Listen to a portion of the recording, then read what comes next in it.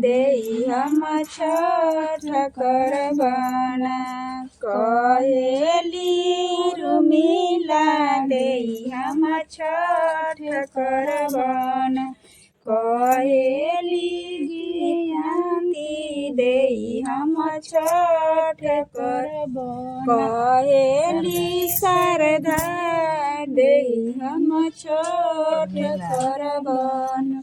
कहेली परमिला देई हम छठ करबन। छठ करब कोसी भरब अर्घ देबन।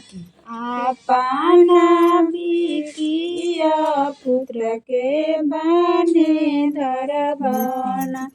आपना नितिना पुत्र के बान्हे धरबन। आपना किरीस पुत्र के बान्हे धरबन।